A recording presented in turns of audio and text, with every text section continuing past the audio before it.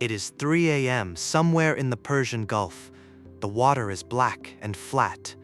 The air is thick and wet and hot.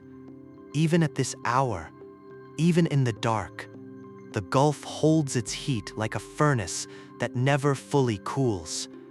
Out here, 20 miles off the Iranian coastline, the only sound louder than your own heartbeat is the low, constant hum of the turbines somewhere beneath your feet.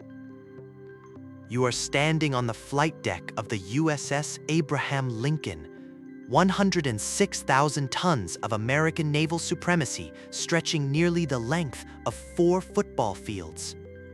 A nuclear-powered floating airfield that carries 90 aircraft, 5,000 personnel, and enough firepower to level a mid-sized country.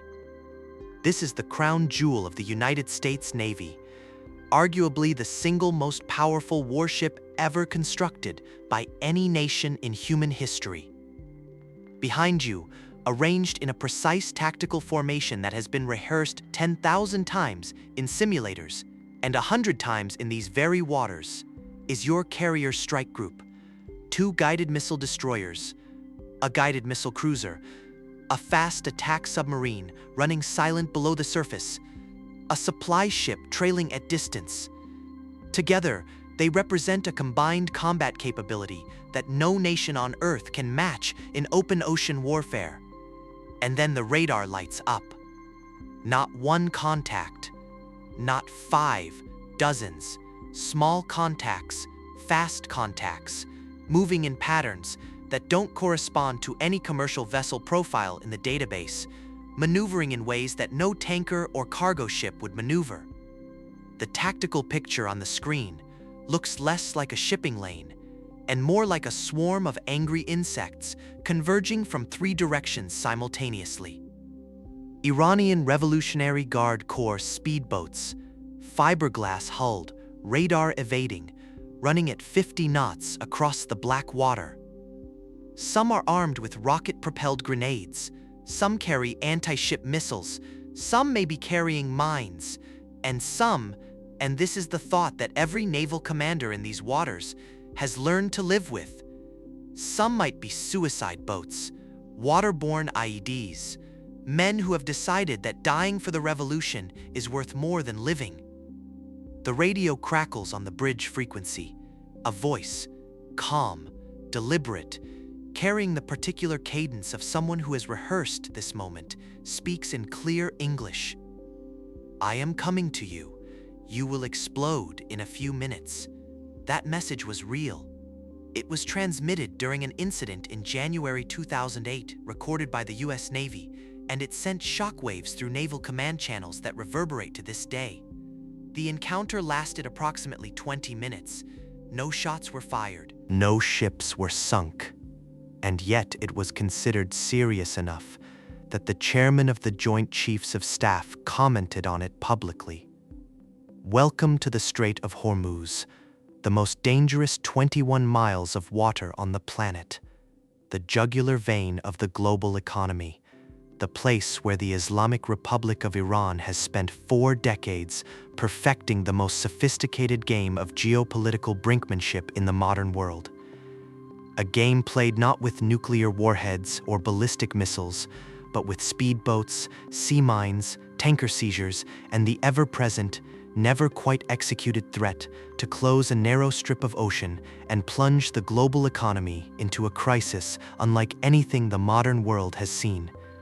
This is the story of that game, how it started, how it has escalated, retreated, and escalated again through 6 American presidential administrations and 5 Iranian supreme leaders, how Iran weaponized geography and turned 21 miles of water into a lever capable of moving the entire world economy.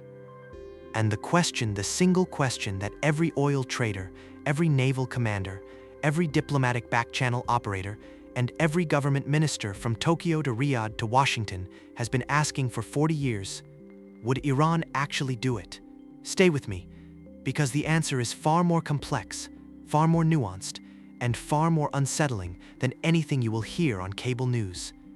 And because the answer, ultimately, tells us something profound about how power actually works in the 21st century. Let us start with the geography. Not the political geography, the physical geography, the shape of the land and water that makes this particular strip of ocean so uniquely consequential.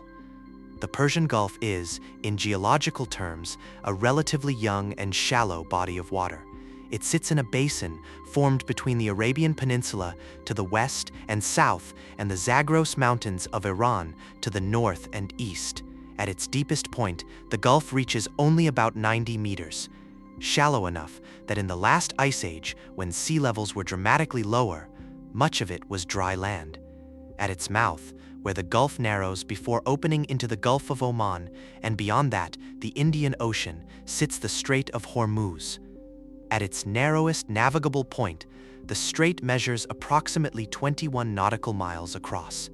The actual shipping lanes, the internationally agreed-upon traffic separation scheme, are 2 miles wide in each direction, with a 2-mile buffer zone between them.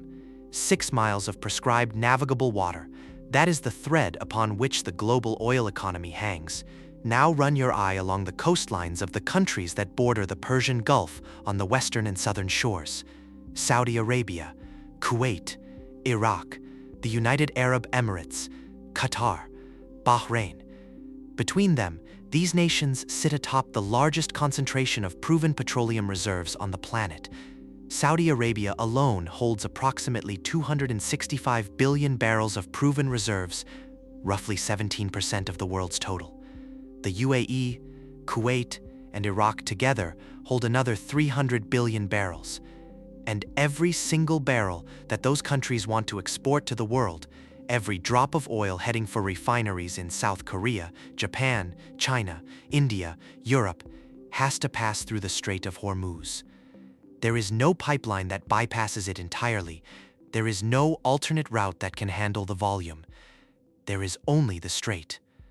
The numbers that flow through those 2 shipping lanes are almost incomprehensible in their scale. The U.S. Energy Information Administration has tracked Hormuz flows for decades, and the figures tell a story of extraordinary geographic concentration. On an average day, somewhere between 17 and 21 million barrels of petroleum, crude oil, condensates, liquefied natural gas transit the strait. That represents approximately 20 to 21% of global petroleum liquids consumption. 1 barrel in every 5 consumed anywhere on Earth pass through the Strait of Hormuz. But the aggregate number understates the regional dependency. Japan, which has essentially no domestic oil production and which powers the world's 3rd largest economy, imports somewhere between 85 and 90% of its crude oil through the strait. South Korea, home to some of the largest and most sophisticated oil refineries on the planet, is similarly dependent. India, whose economy has been growing faster than any other major nation and whose energy demand is surging accordingly, sends a substantial fraction of its import tankers through Hormuz. And China, the world's largest oil importer, consuming roughly 10 million barrels per day, runs 40 to 50 tanker transits through the strait every single month. The financial value of this daily transit is staggering. At $75 per barrel, a conservative baseline for recent years, the oil alone moving through the strait on a given day represents a monetary value of approximately $1.5 billion. Daily, every single day, without interruption, year after year. And then there is the liquefied natural gas. Qatar, which shares the world's largest natural gas field with Iran across the Gulf's maritime boundary, is the world's leading exporter of LNG. Its massive liquefaction facilities at Ras Laffan produce LNG that powers electricity grids from the United Kingdom to Japan. All of it exits through the strait. The alternative routes are inadequate to the scale of the flow. Saudi Arabia has built and expanded the East-West pipeline, which can carry roughly 5 million barrels per day from the eastern province across to the Red Sea port of Yanbu, bypassing the strait. the UAE has constructed the Abu Dhabi crude oil pipeline to the port of Fujairah on the Gulf of Oman with a capacity of around 1.5 million barrels per day. Iraq has some access to Mediterranean routes through Turkey, but none of these alternatives, even operating at maximum capacity simultaneously, can replace the strait for the full volume of Gulf exports. The gap is enormous. The dependency is structural. Now look at who controls the northern shore of the strait. Iran's coastline runs the entire length of the strait's northern boundary. Iranian territorial waters extend into the separation zones, and crucially, Iran controls a series of islands that sit directly in the strait's approaches: Abu Musa, Greater Tumb, and Lesser Tumb. These islands, seized from the UAE in November 1971, the day before the UAE declared independence as a nation, in a move of breathtaking geopolitical calculation, have been developed by Iran into military installations housing radar systems, coastal defense missile batteries, and naval patrol facilities. From these islands, Iranian forces can observe, target, and threaten every vessel transiting the strait. They have built what military analysts call sea denial capability, not the ability to control the strait in a conventional naval sense, but the ability to make it prohibitively dangerous for anyone else to use it without their permission. This is the foundation of Iran's Hormuz strategy, and it was not accidental. It was built deliberately and patiently over 4 decades of strategic investment. To understand why, you need to understand how the Islamic Republic thinks about geography, power, and survival. February 1st, 1979, a chartered Air France Boeing 747 touches down at Mehrabad Airport in Tehran. On board is a 76-year-old cleric who has spent 15 years in exile, first in Iraq, then in France. Dreaming of this moment, the crowd waiting for him numbers in the millions. The Shah is gone, the peacock throne is empty, and the Islamic Republic of Iran is about to be born. Ayatollah Ruhollah Khomeini had a vision that was simultaneously theological and deeply strategic. Iran was to become the vanguard of a global Islamic revolution, challenging both American hegemony in the region and Soviet atheism from a position of principled Islamic defiance. The revolution was to be exported to the Shia populations of the Gulf states, to oppressed Muslims worldwide, to anyone who would listen. But revolutions need resources, and resources, in the Persian Gulf, meant oil. Khomeini and his inner circle understood something that the Shah had also understood but had used differently. Iran's geography gave it a form of leverage that no military alliance, no nuclear weapon, no economic agreement could replicate.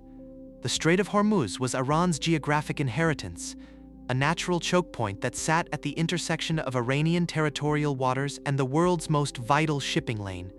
The Shah had used this geography as a bargaining chip with the Americans, as evidence of Iran's strategic importance to Western security. Khomeini repurposed it as a weapon, not necessarily to be used, but to be wielded. The threat of strait closure became embedded in the Islamic Republic's strategic doctrine within its first year of existence.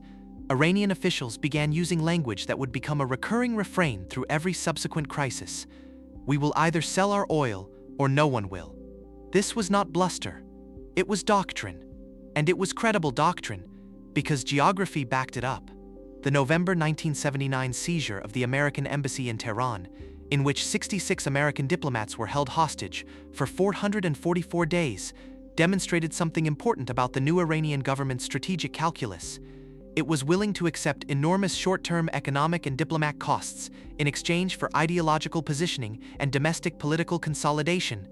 The hostage crisis crippled Iranian-American relations for a generation. It also demonstrated to Iran's leadership that provocative action against American interests, even when it hurt Iran, was politically sustainable. That lesson, that short-term pain is acceptable for long-term leverage, became foundational to Iran's Hormuz strategy. Every future strait crisis would operate on the same logic. But before the Islamic Republic could fully develop its Hormuz doctrine, it was plunged into something that would both devastate and educate it: a war that would reshape the Middle East for decades. On September 22, 1980, Iraqi armored divisions crossed the international border into Iran's Khuzestan province. Saddam Hussein, calculating that the revolutionary regime's purge of its own military officer corps had left Iran vulnerable, and that a swift campaign would deliver a decisive victory, committed some of his best forces to what he expected to be a 6-week war. He was wrong by approximately 7 years and 9 months. The Iran-Iraq War, the longest conventional interstate war of the 20th century, ground on until August 1988. It consumed somewhere between 500,000 and 1 million lives. It reshaped both societies, and it transformed the Persian Gulf into an active war zone, including the Strait of Hormuz. Because by 1984, both sides had exhausted their ability to achieve decisive results on land, so they took the war to sea. The tanker war is one of the most consequential and least understood chapters in the history of the global oil market. Most people who lived through it remember it vaguely, if at all overshadowed in public memory by the broader Iran-Iraq conflict. But for the oil markets, for international shipping law, for the evolution of Iranian military doctrine, and for the development of American naval strategy in the Gulf, it was absolutely foundational. Everything that has happened in the Strait since 1988 is, in some sense, a continuation of what began during those 4 years. Here is what happened, and why it matters. By 1984, the war on land had descended into a grinding stalemate. Iranian human wave attacks, sending poorly armed, often very young fighters across open ground toward Iraqi positions, had achieved tactical gains but at catastrophic cost. Iraq, which had the superior air force, began looking for ways to pressure Iran economically rather than militarily. The answer was obvious: attack Iran's oil export infrastructure. Iraqi aircraft, primarily French-supplied super-étendards equipped with Exocet anti-ship missiles, began targeting tankers loading at Iran's Karg Island oil terminal, the primary export point for Iranian crude. The logic was economic strangulation. Oil revenues funded the Iranian war effort, the Iranian government, and the Iranian economy. Cut the oil flow, and you cut the war machine. Iran's strategic response was announced almost immediately, and it was both logical and devastating in its implications. If Iranian oil could not move safely through the Gulf, then no one's oil would move safely. What Iranian commanders called the shared misery doctrine, if we suffer, everyone suffers, became operational policy. Iranian forces began attacking tankers carrying oil from Kuwait and Saudi Arabia. Kuwait was financially bankrolling the Iraqi war effort, lending Baghdad billions of dollars to keep its military supplied. Saudi Arabia was providing political support, diplomatic cover, and additional financial assistance. In Iran's strategic logic, their tankers were legitimate targets. The scale of what followed is staggering in retrospect. Between 1984 and 1988, approximately 340 merchant vessels were attacked in the Persian Gulf. Tankers, cargo ships, bulk carriers, all subject to air attack, missile attack, and mine attack. The Persian Gulf became, statistically, the most dangerous shipping route on Earth. Iran's tactical toolkit during this period established the template that the IRGC Navy would refine and perfect for the next 3 decades. Sea mines, contact mines, moored at various depths, late at night by small fast boats that could be back at port before dawn, seeded the shipping lanes. Each mine cost a few $1,000s to manufacture and deploy. Each mine had the potential to sink a vessel worth hundreds of millions of dollars and carrying millions of barrels of oil. The economics of asymmetric warfare have never been more starkly illustrated.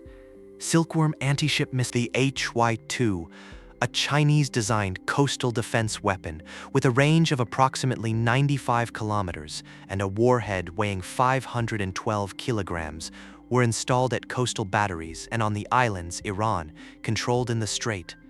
From Abu Musa, Iranian missile crews could engage targets throughout a wide arc of the Gulf's approaches. And then there were the speedboats, IRGC Navy patrol craft armed with rocket-propelled grenades, machine guns, and portable anti-tank missiles, with swarm tankers that had stopped or slowed, sometimes seizing crew members, sometimes simply causing damage and withdrawal, always demonstrating that no vessel in the Gulf was safe. The economic consequences were immediate and severe. Insurance premiums for Gulf voyages increased by between 300% and 400% over pre-war levels. Shipping companies introduced war risk surcharges that added dramatically to the cost of every barrel of Gulf oil reaching its destination. Some companies refused to enter the Gulf at all, creating a shortage of available tankers that drove freight rates still higher. The term Gulf premium entered the oil market's vocabulary, the additional cost baked into every barrel of Gulf crude to account for the risk of getting it out. The major powers were watching and being drawn in. Kuwait, finding its tanker fleet under systematic attack, made a diplomatic masterstroke. It simultaneously approached both the United States and the Soviet Union about reflagging its vessels, placing them under the protection of a major power's flag to deter Iranian attacks. The Reagan administration, alarmed at the prospect of Soviet naval vessels becoming the Gulf's de facto security guarantors with all the influence that would imply, agreed to reflag 11 Kuwaiti tankers under the American flag. This was a commitment with consequences that nobody fully mapped in advance. Operation Earnest Will began in July 1987, the largest convoy escort operation since World War II. American warships shepherded Kuwaiti tankers, now technically American vessels, through the Gulf. The rules of engagement were complex and politically fraught, and Iran tested those rules almost immediately. On May 17, 1987, the USS Stark, a guided missile frigate operating in the Gulf, was struck by 2 Exocet missiles fired by an Iraqi aircraft. 37 American sailors were killed. The hull was nearly breached. The ship survived only through extraordinary damage control. The attack was attributed to pilot error. Iraq apologized, paid compensation, and the incident was not used as a casus belli. But it demonstrated, with terrible clarity, how lethal the Gulf environment had become even for sophisticated warships. Then came the mine that changed everything. July 24, 1987, the MV Bridgerton, a Kuwaiti tanker reflagged as an American vessel, the largest ship in the convoy, struck an Iranian contact mine in the main shipping channel of the Gulf. The explosion tore a hole in her hull, measuring roughly 30 feet wide, and opened a wound that flooded multiple tanks. Miraculously, no crew were killed. The Bridgerton did not sink, but she could not be abandoned. She was still afloat, still under American protection, and still needed to reach Kuwait. What happened next became one of the most embarrassing images of American naval power in the modern era. The Bridgerton, damaged, listing, leaking, continued toward Kuwait, and the American escort warships, whose thin-walled hulls were far more vulnerable to mines than the supertanker's massive double hull, repositioned themselves behind the damaged tanker, essentially using a civilian vessel as a minesweeper. Iran had not fired a single shot. It had laid a mine that cost perhaps $10,000, and it had produced images of the world's most powerful navy sheltering behind a damaged oil tanker. The propaganda victory was complete. The escalation spiraled through 1987 and into 1988. American helicopters caught an Iranian ship, the Iran Ajar, laying mines at night, and engaged it, killing several crew and capturing the vessel along with its cargo of mines. The evidence was irrefutable. Iranian silkworm missiles struck a Kuwaiti facility and came uncomfortably close to American vessels. IRGC speedboats attacked the U.S. flag tanker Sea Isle City, injuring her captain and crew. The Ronald Reagan administration, walking a careful line between deterrence and escalation, responded by destroying 2 Iranian oil platforms, Rostam and Sasan, that had been used as command posts for Gulf operations. Then came April 14, 1988, and the event that nearly triggered a full war. The USS Samuel B. Roberts, another Oliver Hazard Perry-class frigate operating in the Gulf, struck an Iranian mine during routine patrol operations. The explosion nearly broke the ship's keel. Her engineering spaces flooded. 10 sailors were injured.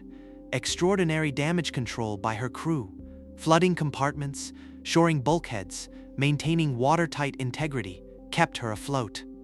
She was eventually towed to Dubai and then to the United States for repairs that took nearly 2 years. The Reagan administration's response was swift, precise, and overwhelming. Operation Praying Mantis, launched on April 18, 1988, became the largest American naval surface engagement since World War II. In a single day of coordinated operations, American naval forces attacked and destroyed Iranian oil platforms at Sasan and Siri that had been used to stage attacks. When Iranian forces responded by sortying warships, the frigate Sahand and the frigate Sabalan, they were met by American aircraft and surface vessels. The Sahand was hit by multiple bombs and missiles and sank. The Sabalan was struck by a laser-guided bomb, but did not sink. The Reagan administration, deciding that making the point did not require killing the ship, ordered American aircraft to stand down. A third Iranian frigate, the Sabalan's sister ship, sortied but returned to port without engaging. Iranian IRGC speedboats that attempted to enter the battle were destroyed or driven off. American forces suffered no significant damage and no fatalities from enemy action. In a single day, Iran's operational naval capability in the Gulf was effectively halved. The message was received. 2 weeks later, Ayatollah Khomeini, describing it as drinking from a poisoned chalice, accepted United Nations Security Council Resolution 598, ending the Iran-Iraq War. The tanker war was over, but its lessons were not forgotten by either side. What Iran took from this experience was not simply defeat. It was data, precise, operational data about what worked and what didn't against American naval power in confined water. Mines worked spectacularly. Speedboat swarms against organized American formations were suicidal. Conventional warships were vulnerable to air-launched weapons. Oil platforms made poor command posts. And most importantly, the economic disruption caused by the tanker war had been real, measurable, and significant, even without closing the strait for a single day. Iran's military establishment spent the decade following the tanker war rebuilding its doctrine around those lessons. More mines, smarter speedboat tactics, dispersed coastal missile batteries, underground facilities, redundant command structures. The IRGC Navy that exists today is not the IRGC Navy that fought in 1987 and 1988. It is a fundamentally different organization, shaped by defeat into something considerably more dangerous. The decade between the end of the tanker war and the turn of the millennium was, for the IRGC Navy, a period of patient, systematic reconstruction. While the world's attention was focused on Iraq's invasion of Kuwait, on the collapse of the Soviet Union, on the Balkans, on Afghanistan, Iran was quietly rebuilding its Hormuz strategy from the ground up. The conceptual foundation of the new doctrine had a name: mosaic warfare. Sometimes called swarm tactics, sometimes asymmetric naval warfare, it was built around a simple but powerful insight: you do not need to defeat your enemy to achieve your strategic objectives. You need to impose costs that make the price of opposition higher than the price of accommodation. Applied to the Strait of Hormuz, mosaic warfare meant developing the capability to make the strait prohibitively expensive for anyone to use, without Iran's acquiescence, not by building a conventional navy capable of defeating the US Fifth Fleet, which Iran could never do, but by developing a sufficiently sophisticated and numerous force of small, fast, lethal, expendable assets that could saturate American defenses and impose casualties even while being destroyed. The math is brutally simple. An IRGC speedboat costs roughly a few $100,000. An American guided missile destroyer costs approximately $2 billion. An American aircraft carrier costs $13 billion and takes 5 years to build. If Iran can build and deploy 10 speedboats for every missile an American warship expends destroying them, the economic equation begins to shift. If one speedboat in a swarm of 50 gets through and strikes a carrier with a shaped charge warhead, the human, financial, and political cost is incalculable. Iran didn't just build more speedboats, it engineered the entire tactical environment around them. The islands, Abu Musa, Greater Tum, Lesser Tum, were converted into hardened military installations. coastal missile batteries were dispersed into multiple fixed and mobile positions throughout the strait's approaches, many of them housed in tunnels carved into the Zagros foothills that border the Gulf. The locations were chosen specifically to complicate American targeting. Hitting them would require either precision airstrikes deep into Iranian territory or a ground campaign that nobody wanted to contemplate. Iranian engineers also developed a suite of anti-ship weapons specifically designed for Gulf conditions. The Noor missile, an Iranian-manufactured derivative of the Chinese C-802, gave Iran a sea-skimming anti-ship cruise missile with a range of approximately 120 kilometers and a warhead capable of mission-killing a destroyer or damaging a carrier. The Khalij Fars, a ballistic anti-ship missile derived from the Fe-11 Hun, was specifically engineered to engage moving ship targets using a terminal guidance system that could track and follow a vessel's course changes during the missile's descent. Standard American missile defense systems were designed to intercept ballistic missiles following predictable trajectories. The Khalij Fars complicated that calculation significantly, and then there were the underwater weapons. Iran is believed to possess several thousand naval mines of various types, ranging from simple contact mines, essentially unchanged in principle, from the weapons used in World War I, to sophisticated influence mines that can identify specific vessel signatures by their acoustic, magnetic, or pressure profiles, and detonate only when the right target passes overhead. The tactical scenario that American naval commanders most feared, and have publicly discussed, involved a coordinated attack combining all of these elements simultaneously. Speedboat swarms from multiple directions, creating targeting saturation for defensive weapons. Coastal missile barrages requiring defensive systems to prioritize targets under time pressure. Mines already laid in the shipping lanes before the conflict began, turning every transit into a potentially lethal gamble. Underwater obstacles, shore-based artillery on the islands, perhaps drone attacks, a capability that, by the late 2010s, Iran had developed into a sophisticated operational tool. The cumulative effect of all these systems, operating simultaneously against a carrier strike group in the confined waters of the Gulf, where the carrier's ability to maneuver and maintain standoff distance is severely limited by geography, is a tactical problem of extraordinary complexity. Command of this means Iran could defeat the United States in a sustained conflict. It almost certainly could not. American air power alone, operating from carriers outside the Gulf and from land bases in the region, could systematically destroy Iranian military infrastructure over a period of weeks. The Iranian Air Force, flying aging American aircraft acquired before 1979, supplemented by some Russian and Chinese platforms, would be outmatched within days. Iran's regular navy would be neutralized rapidly. But winning was never the strategic objective. The objective was imposing costs in ships damaged, sailors killed, oil prices spiked, insurance premiums elevated, political capital consumed that would make American decision-makers think very carefully before engaging.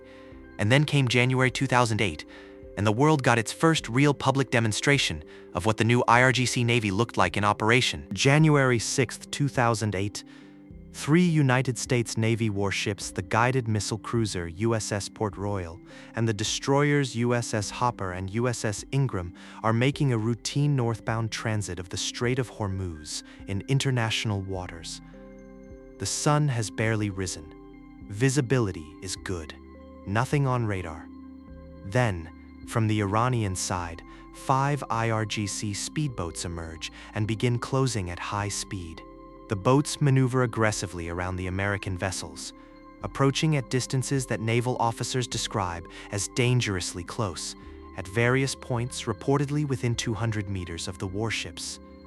Some boats appear to drop objects into the water, white boxes, which American commanders cannot immediately identify as harmless or potentially explosive.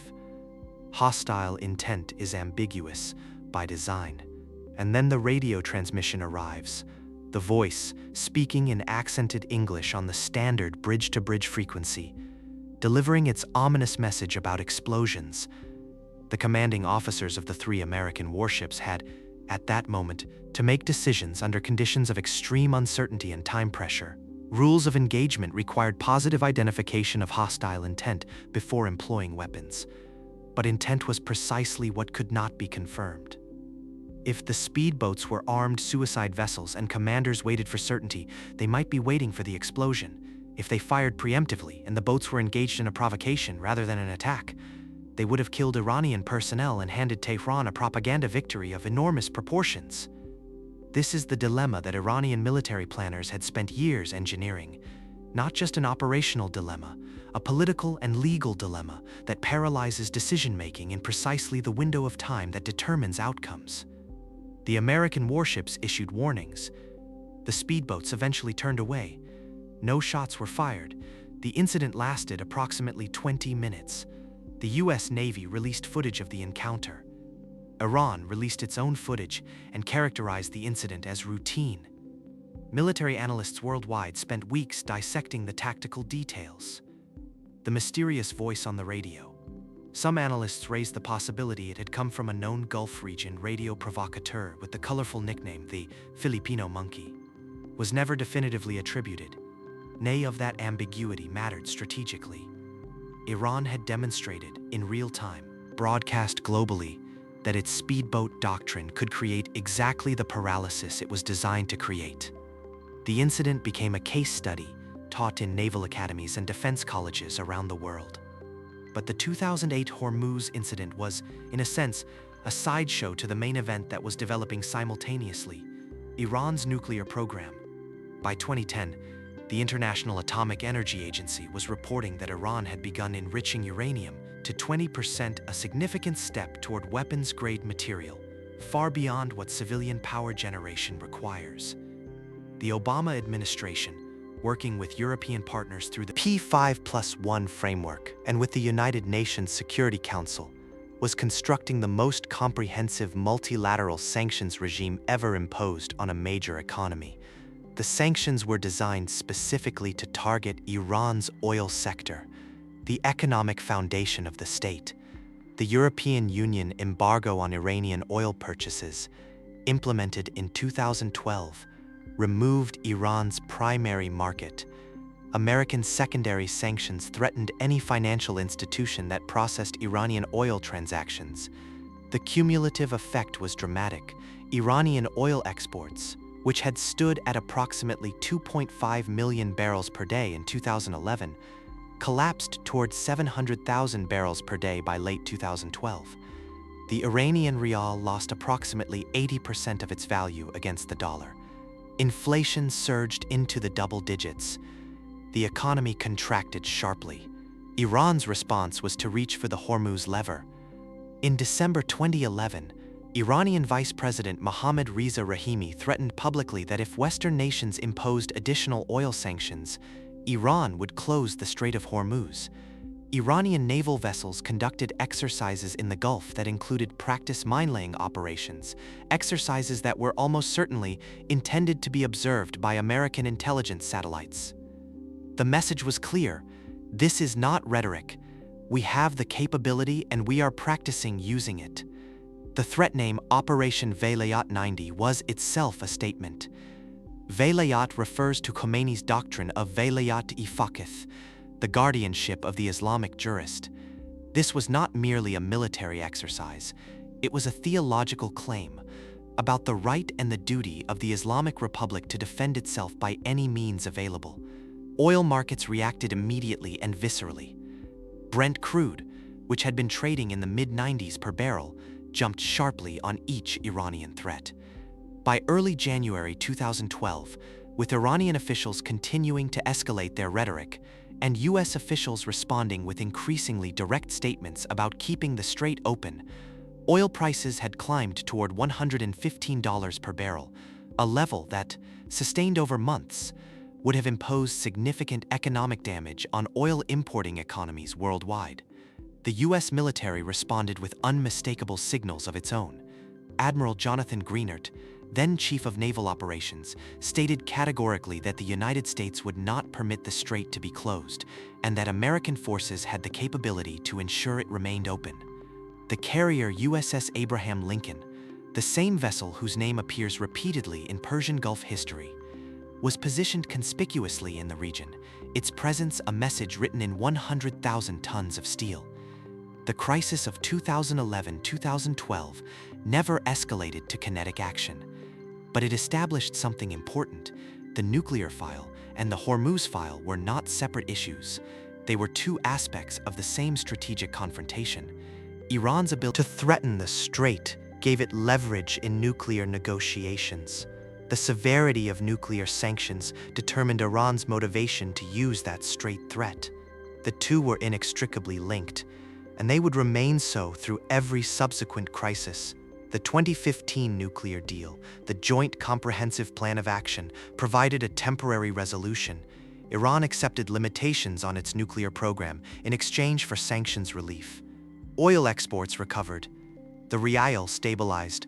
The strait threats receded from the front pages. But the underlying tension had not been resolved. It had been deferred. And in May 2018, when President Donald Trump withdrew the United States from the JCPOA and began reimposing sanctions, the deferred confrontation resumed, with an intensity that would produce the most dangerous Hormuz crisis since the tanker war. May 2019. The Trump administration's maximum pressure campaign is in full effect. American sanctions have been reimposed and intensified beyond their pre-JCPOA levels. The goal, as stated by Secretary of State Mike Pompeo, is to drive Iranian oil exports to zero, to deprive the Islamic Republic of the revenue it needs to fund its military activities, its proxy forces, and its nuclear program. Iranian oil exports, which had recovered to nearly 2.5 million barrels per day under the JCPOA, are being forced back down toward the levels of the 2012-2013 sanctions peak. The economic pressure is intense. The Iranian economy is contracting. The rial is weakening again. And Iran's leadership is calculating, with cold precision, how to respond.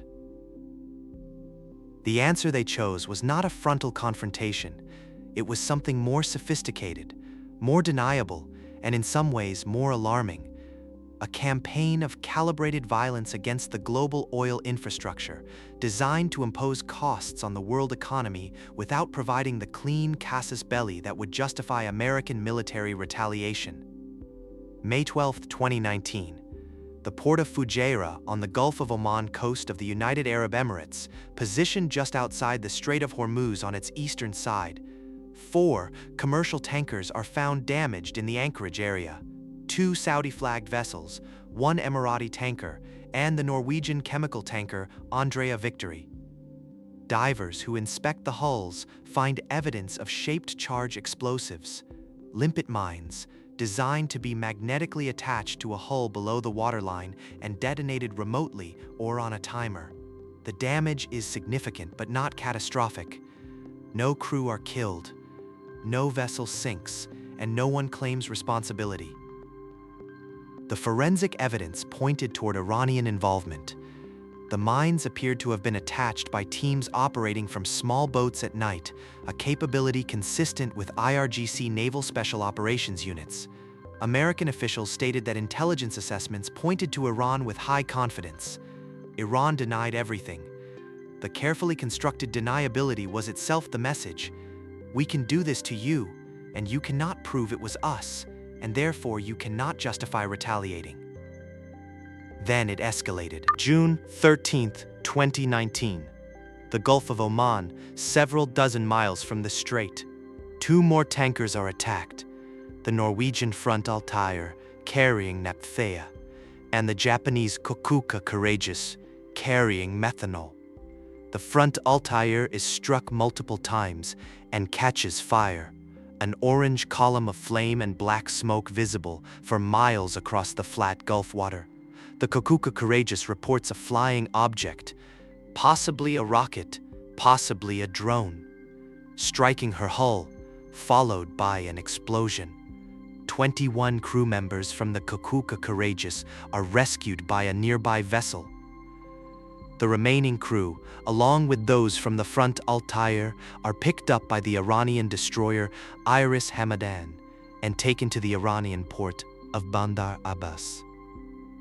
Iranian state media presents footage of the rescued sailors appearing unharmed and grateful.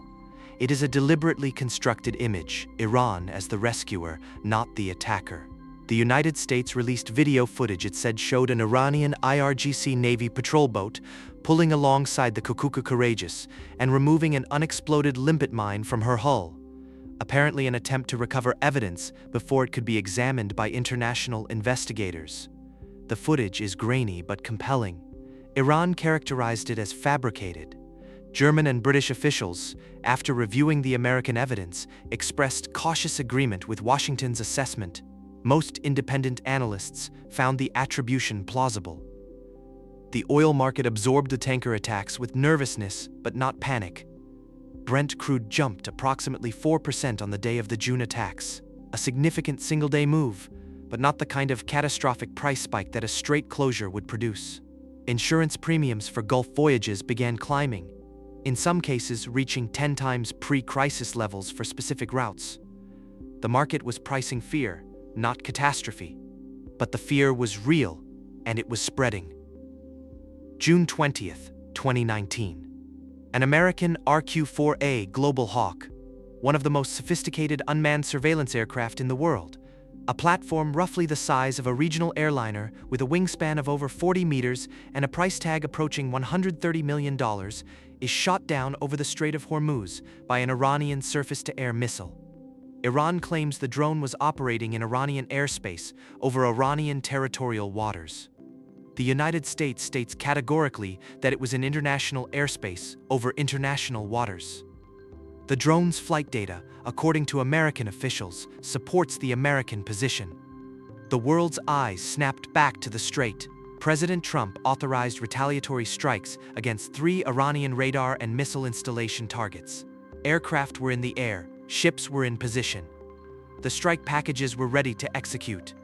And then, by Trump's own account given in subsequent interviews and tweets, he called them off with approximately 10 minutes to spare, after being told that the estimated Iranian casualties would be approximately 150 people, which he described as disproportionate to the loss of an unmanned drone.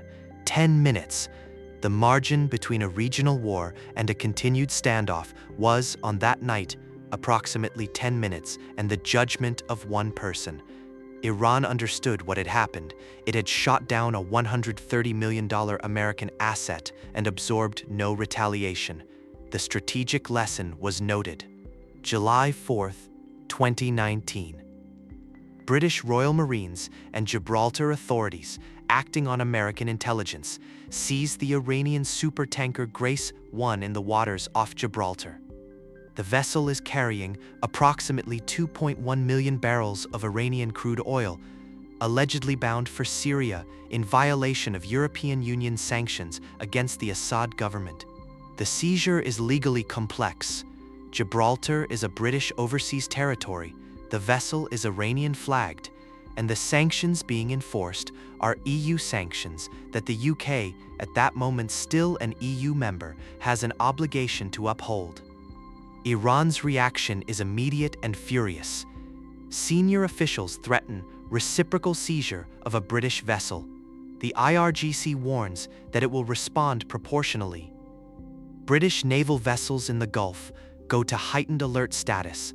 HMS Montrose, a Type 23 frigate assigned to the Gulf, is tasked with monitoring and, if necessary, protecting British-flagged tankers. The Iranians move quickly. July 10, 2019. Iranian speedboats attempt to intercept the BP-operated British Heritage tanker in the Strait of Hormuz. HMS Montrose interposes herself, trains her guns on the approaching speedboats, and broadcasts radio warnings. The speedboats back off. The British Heritage continues her transit unmolested. 9 days later, Iran succeeds.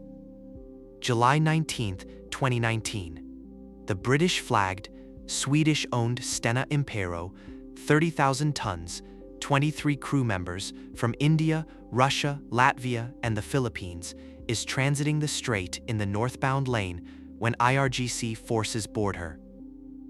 Armed personnel descend from a helicopter onto the tanker's deck. IRGC speedboats surround her and escort her into Iranian waters. Within hours, the Stena Impero is anchored off Bandar Abbas under Iranian custody. The seizure was filmed from a monitoring aircraft and the footage broadcast globally. Iran justified the action by claiming the Stena Impero had violated maritime regulations, switched off its AIS transponder, failed to respond to communications, been involved in an incident with a fishing vessel. Maritime lawyers and shipping officials found the Iranian justifications implausible. The timing, 2 weeks after the Grace 1 seizure, made the retaliatory logic transparent. For 65 days, the Stena Impero and her crew remained in Iranian custody. The 23 crew members were not physically mistreated, but they were detained, interrogated, and unable to leave. Their families waited. The shipping company negotiated. Diplomatic back channels worked quietly. Meanwhile, the oil market was recalibrating, not to catastrophe, but to a new normal of elevated risk and elevated cost. The major shipping companies operating in the Gulf instituted new protocols, enhanced watchkeeping, coordination with naval forces, avoidance of certain routes and anchorages, mandatory AIS operations, and in some cases, the embarkation of private maritime security contractors. Each of these measures added cost. Each barrel of Gulf oil was becoming slightly more expensive to move, not because the strait had been closed, but because Iran had demonstrated convincingly that no tanker transiting it was entirely safe. This was the strategy in its purest form. Iran had not closed the strait. It had made the strait expensive, and in doing so, it had created economic pressure that would, over time, translate into political pressure on the governments of oil-importing nations, pressure to find a diplomatic accommodation with Tehran. Then, on January 3, 2020, a U.S. airstrike at Baghdad International Airport killed Qasem Soleimani, the commander of the IRGC Quds Force, the architect of Iran's regional proxy strategy, and one of the most consequential military figures in the Middle East in a generation. The world braced for what came next. Iran's vows of revenge were swift and categorical. The strait returned to the top of every analyst's threat assessment. Oil spiked more than 4% in overnight trading. The U.S. military went to heightened readiness across the region.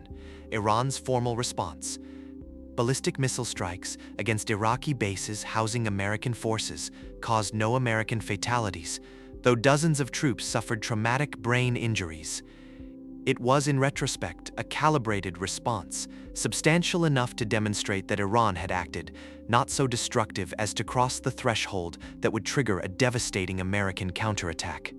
The strait remained open, but the episode had illustrated something that military and intelligence analysts had been saying for years.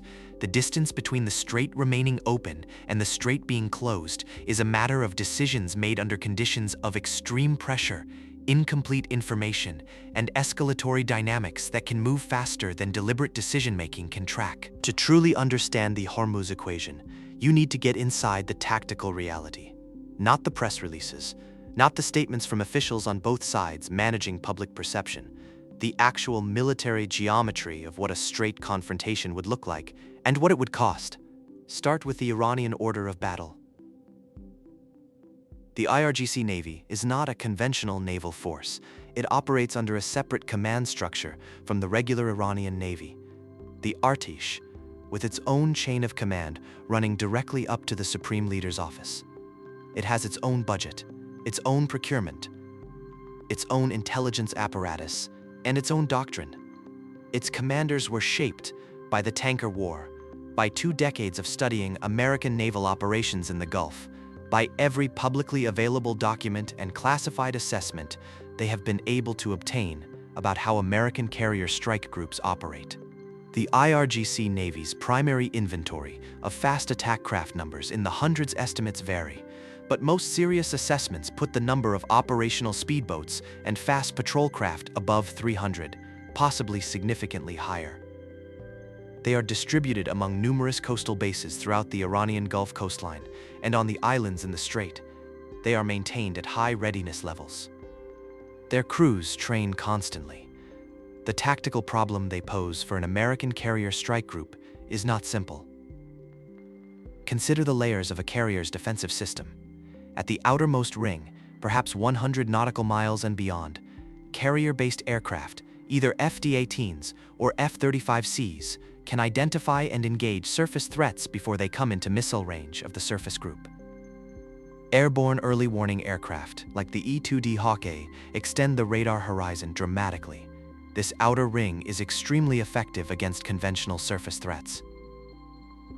Move inside that ring, and the calculus changes. At medium range, say 30 to 50 nautical miles, surface ships in the strike group employ standard missiles and other guided munitions against incoming threats.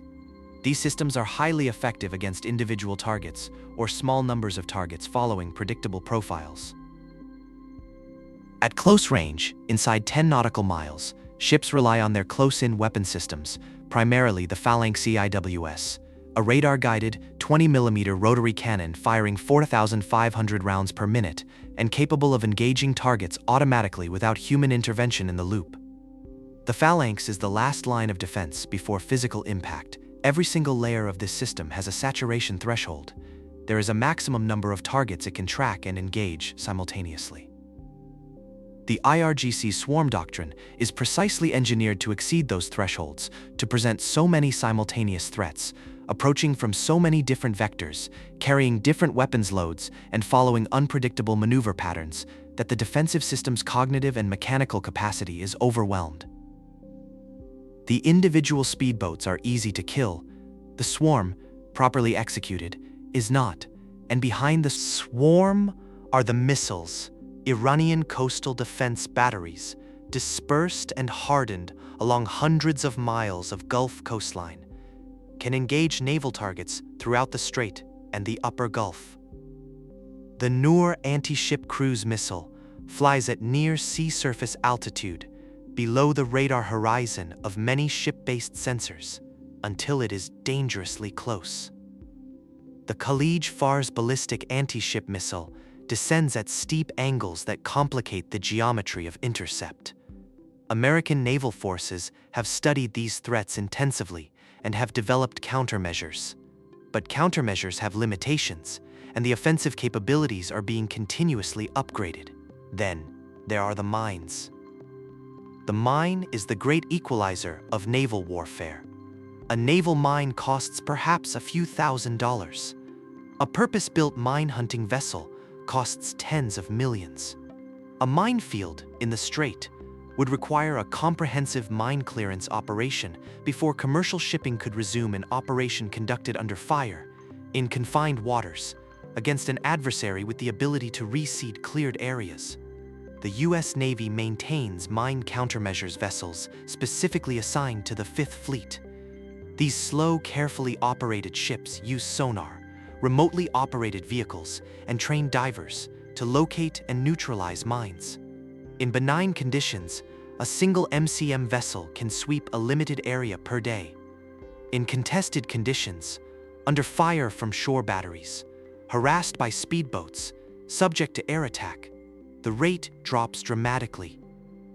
Clearing even a partial minefield in the Strait under combat conditions would take days to weeks.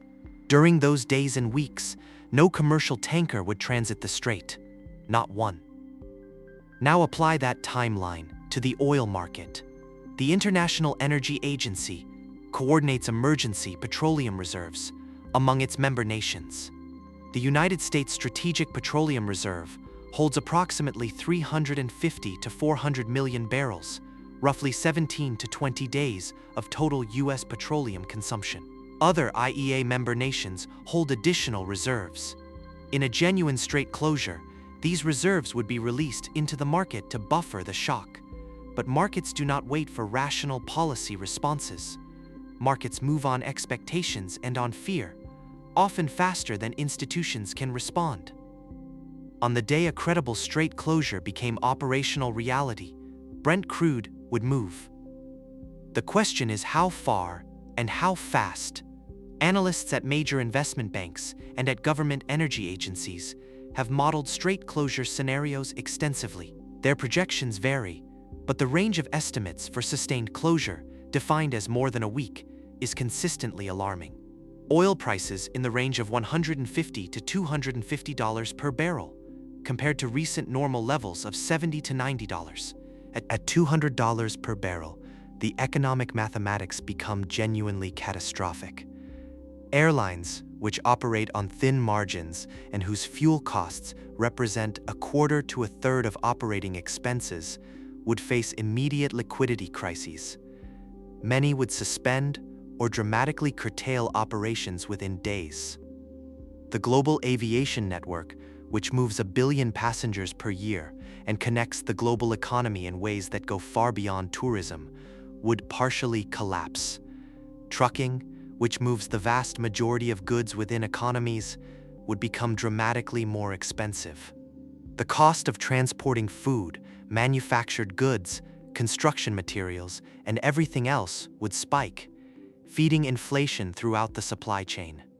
Petrochemical manufacturing, which produces the feedstocks for plastics, synthetic fibers, fertilizers, pharmaceuticals, and thousands of other industrial products, would face input shortages and price shocks. Fertilizer production, dependent on natural gas and petrochemical inputs, would be disrupted, sending food prices higher globally. The knock-on effects would reach every person in every country on Earth. Not immediately, not uniformly, but inexorably, within weeks of a closure. This is the weapon Iran controls, and Iran's leadership has understood its implications precisely. The question that has fascinated strategists for 4 decades is why, given this weapon, Iran has never fired it. This is the question. The only question that ultimately matters when you strip away the history, the tactics, the economics, and the geopolitics. And to answer it properly, you need to think not like a journalist or a news consumer. You need to think like a strategist playing 3-dimensional chess in a room where every piece is simultaneously an asset and a liability. Let us lay out the full board. The case against Iran ever closing the strait is substantial, and it begins with a paradox that sits at the heart of Iranian strategic reality. Iran needs the strait open almost as much as everyone else. Despite decades of American sanctions, Iran has continued to export oil. The primary buyer in recent years has been China, which has largely disregarded American secondary sanctions on Iranian crude purchases, accepting Iranian oil at a discount to market prices and providing Beijing with a cheap feedstock, while simultaneously providing Tehran with a lifeline.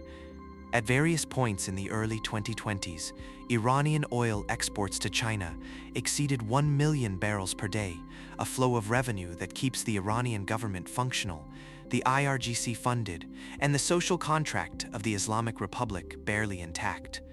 Those exports transit the Strait of Hormuz. A unilateral Iranian closure of the strait would cut off Iran's own oil revenue simultaneously with everyone else's. The self-inflicted economic wound would be immediate, total, and potentially fatal to the regime's political stability. A government that is already managing chronic currency crises, periodic food price inflation, and episodes of civil unrest, as Iran did in 2017, 2019, and 2022, cannot easily absorb the complete elimination of its primary source of foreign exchange. Iran also imports refined petroleum products. This is one of the great structural ironies of the Islamic Republic. Despite possessing some of the world's largest oil and natural gas reserves, Iran has chronically inadequate refinery capacity. A consequence of decades of sanctions, international technology restrictions, and underinvestment, Iran regularly imports gasoline and diesel to meet domestic demand. Those imports, too, move through the strait. The second pillar of the case against closure is behavioral. Look at the historical record. During the tanker war of 1984 to 1988, Iran was fighting for its national survival in the longest conventional war of the 20th century. If there was ever a moment when the existential pressure on the Iranian state was sufficient to justify pulling the strait lever, it was during those 8 years. Iran didn't close the strait. It harassed shipping, laid mines, attacked tankers, but the strait remained navigable. In 2012, with sanctions cutting exports by half and the rial in freefall, Iranian officials threatened closure in explicit and public terms. Exercises were conducted, warnings were issued, and then nothing. The strait remained open. In 2019, after tanker attacks, drone shootdowns, vessel seizures, and the killing of Soleimani. Another year of escalating pressure that produced no strait closure. The pattern over 40 years is consistent. Iran escalates to the edge of closure, extracts whatever leverage the threat provides, and pulls back. The strait closure threat is most powerful when it is a threat. The moment it becomes an action, its power changes fundamentally from leverage to liability. This is the game-theoretic core of the Hormuz equation. In the language of strategic theory, the strait closure threat is a commitment problem. Iran needs the threat to be credible, and it maintains credibility by periodically escalating and demonstrating capability. But the threat is only useful as long as it remains a threat. The moment Iran actually closes the strait, it triggers the military response that eliminates its sea denial capability, provides the international community with unambiguous justification for military action, and deprives Iran of its own economic lifeline, all simultaneously. A rational actor, understanding this calculus, would never close the strait. But here is where the comfortable analysis begins to break down, and here is where serious analysts part ways from comfortable ones. The assumption underlying the rational actor argument is that Iran's leadership makes decisions primarily on the basis of strategic cost-benefit analysis, with regime survival as the supreme value. This assumption has substantial historical support. The Islamic Republic has shown, repeatedly, that it will absorb significant economic pain rather than make concessions it considers politically or ideologically intolerable. But it has also generally stopped short of actions that would trigger its own military destruction. The problem is that this calculation is not static. It depends on the regime's assessment of its own survival probability. A regime that believes it faces existential military threat, a campaign targeting its nuclear infrastructure, its leadership, its revolutionary guards, is operating in a fundamentally different strategic environment than a regime that is merely under economic pressure. Under extreme duress, facing an imminent military campaign that might end the Islamic Republic as an institution, the calculus of strait closure changes. A regime that believes it is going to be destroyed regardless might rationally conclude that inflicting maximum economic damage on its adversaries is the best available option. It cannot survive, but it can make survival costly for the other side. It cannot win, but it can demonstrate that the price of attacking Iran is a price the world will pay for decades. This is what strategists call the cornered regime scenario. And it is the scenario that, perhaps more than any other, keeps serious analysts awake at night. The nuclear dimension magnifies this concern dramatically. As Iran has advanced its enrichment program, reaching 60% enrichment in 2021, 83% enrichment by 2023, and continuing to expand its stockpile of highly enriched uranium, the timeline to a nuclear weapons breakout capability has compressed. Israeli military and intelligence officials have repeatedly stated that an Iran with nuclear weapons capability represents an existential threat to Israel, and that Israel would take military action to prevent it. An Israeli military strike on Iranian nuclear facilities, depending on its scope and success, could produce exactly the cornered regime scenario. A regime that has just been attacked, that faces further military pressure, that has seen its most valued strategic assets struck by an adversary it cannot militarily defeat, and that has nothing left to lose in terms of diplomatic standing. That regime faces a different strait calculus than the one that has characterized 40 years of careful brinkmanship. There is also the question of non-state actors and miscalculation. Iran does not have a single, unified, always rational decision-making process. The IRGC operates with significant autonomy. Regional commanders have taken actions. The 2008 Speedboat incident, elements of the 2019 tanker attacks that appear to have been executed at the operational level without necessarily having been approved at the highest political levels. In a crisis environment, with communications degraded and command hierarchies under stress, an IRGC commander in the Strait could take an action that neither the Supreme Leader nor the President of Iran authorized, and the escalation dynamics that follow could move faster than anyone's ability to stop them. This is how most wars in history have actually started, not with deliberate decisions by rational actors, but with local actions by local commanders operating under incomplete information and enormous pressure, triggering responses that take on a logic of their own. The final piece of the game theory puzzle, and perhaps the most strategically interesting, is the observation that Iran has largely achieved its strategic objectives without closing the strait. Consider what 4 decades of Hormuz brinkmanship have produced for Iran. American military power has been contained. The US has not been able to overthrow the Islamic Republic despite 45 years of trying through sanctions, covert action, and proxy warfare. Iran has maintained a regional influence network. Hezbollah in Lebanon, Hamas in Gaza, the Houthis in Yemen, Shia militias in Iraq. That gives it strategic depth and deniability. Iran has advanced its nuclear program to the threshold of weapons capability.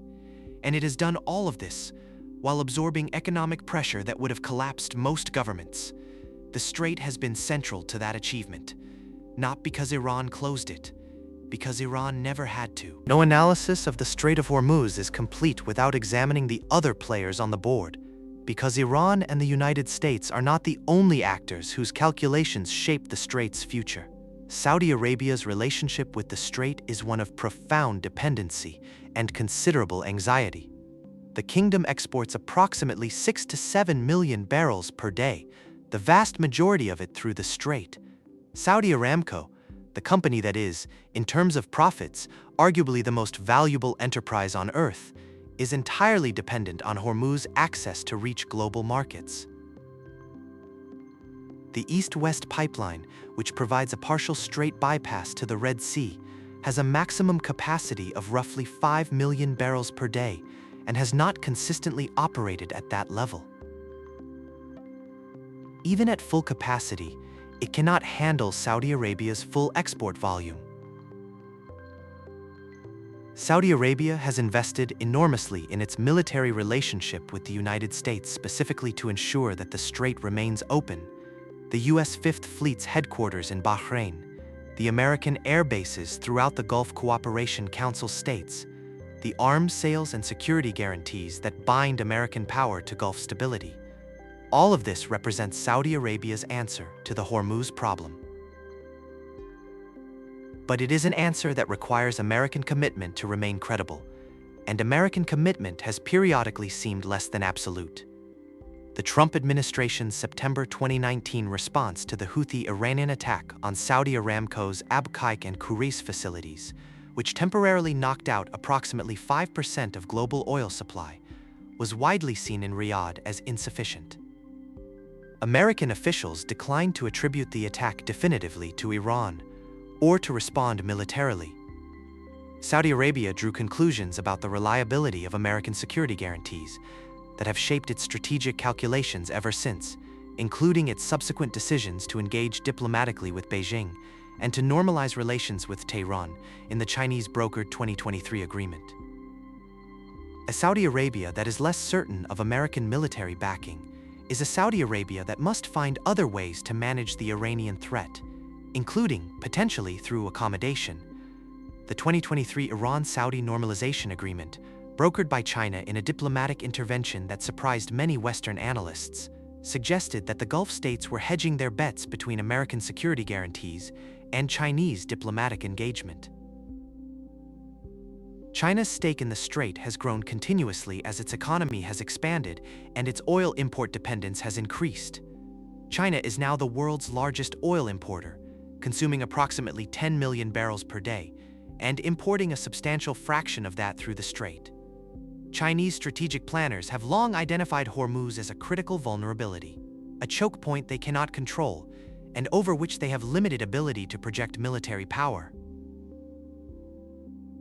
This vulnerability is one of the drivers of China's Belt and Road Initiative and its broader strategic interests in the Middle East. China has developed port facilities, pipeline infrastructure, and diplomatic relationships throughout the region, partially as a hedge against Hormuz disruption. The China-Pakistan Economic Corridor, for example, is partly conceived as an eventual alternative route for energy imports that would bypass the strait. But these alternatives are years or decades away from becoming strategically significant. In the meantime, China's economic dependency on Hormuz gives it a powerful motivation to maintain stable relations with Iran, and a powerful reason to resist American pressure on Iranian oil exports. The Chinese calculation has been explicit. American secondary sanctions are a tool of American strategic competition that Beijing has no obligation to honor. Buying Iranian oil at a discount while absorbing the diplomatic friction of defying American sanctions is, for Beijing, a straightforward cost-benefit calculation. And then there is Israel. Israel does not import significant oil through the strait. Its economy is not directly dependent on Hormuz. But Israel has a profound strategic interest in what happens there, because the Islamic Republic of Iran has made the destruction of the Israeli state a central element of its revolutionary ideology, and because the advancement of Iran's nuclear program represents, in Israeli strategic assessment, an existential threat. Israeli military action against Iranian nuclear facilities, an option that Israeli officials have periodically signaled they are prepared to exercise, would almost certainly trigger Iranian retaliation that would include Hormuz operations. Israel itself is aware of this. The strategic calculus of a strike on Iranian nuclear infrastructure must include, in the Israeli ledger, the economic consequences of a Hormuz disruption that would fall primarily on countries other than Israel, on Japan, South Korea, China, India, Europe, all of whom would have strong reasons to pressure Israel to avoid military action. This is one of the reasons why Hormuz is not just a bilateral American-Iranian problem, it is a global problem, a structural vulnerability in the architecture of the global economy that affects every oil-importing nation on Earth, whether or not they have any direct interest in the Iranian-American confrontation. Which brings us to the one factor that could eventually dissolve the strait's strategic significance: the global energy transition. The shift away from fossil fuels, driven by climate policy, technology economics, and energy security concerns that have been sharply reinforced by the energy crises of 2021 and 2022, is real and measurable. Electric vehicle adoption is accelerating. Renewable energy costs have fallen by extraordinary amounts in the past decade. The International Energy Agency has projected that global oil demand may peak within this decade. If these projections are correct, and there is significant uncertainty in both directions, the strategic calculus of the Strait of Hormuz will change over the coming decades. An energy system that derives 30 or 40% of its electricity from wind and solar and powers 60 or 70% of its vehicles electrically is significantly less dependent on Gulf crude than the current system. The 21% figure that makes Hormuz so consequential today would shrink to 15% to 10%, eventually to something that no longer justifies the extraordinary diplomatic and military resources currently devoted to keeping the strait open. But that transition will take decades. It will be uneven across geographies. Some countries will decarbonize faster than others, and the countries most dependent on Gulf oil are often those least positioned for rapid decarbonization. And the transition is happening against a backdrop of continuing geopolitical tension that will not wait for the energy system to resolve it. For the next decade at minimum, and probably the next two, the Strait of Hormuz will remain what it has been for the past 45 years, the single most consequential choke point in the global economy and the theater for the most consequential game of brinkmanship in modern international relations. Let us come back to where we started. 3 in the morning. The black water. The radar screen. The voice on the radio. I am coming to you. You will explode in a few minutes. That voice and the strategic calculation behind it is the defining sound of the Strait of Hormuz for the past 4 decades. It is the sound of a smaller power that has figured out how to make a larger power flinch, not by outgunning it, not by outspending it, not by building a navy or an air force capable of defeating it, but by positioning itself at the precise geographic point where even the threat of action produces the desired effect.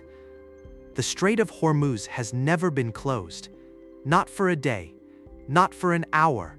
Through the tanker war, through 2 decades of nuclear confrontation, through speedboat swarms and tanker seizures and drone shootdowns and the death of generals, the oil has kept flowing. The tankers have kept transiting.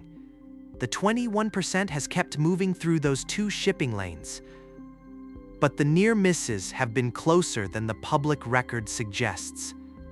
In 1988, American and Iranian forces fought a real naval battle in these waters, the largest American naval surface engagement since World War II, and the decision not to escalate further was made deliberately under enormous pressure by people who understood how easily it could tip.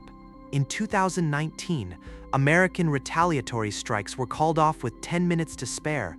In the years between, dozens of incidents have been managed, de-escalated, and quietly buried in classified after-action reports that the public will not read for decades. The game continues because neither side has found a better option. Iran cannot give up the straight threat without giving up the primary source of leverage that has allowed it to survive 45 years of American pressure.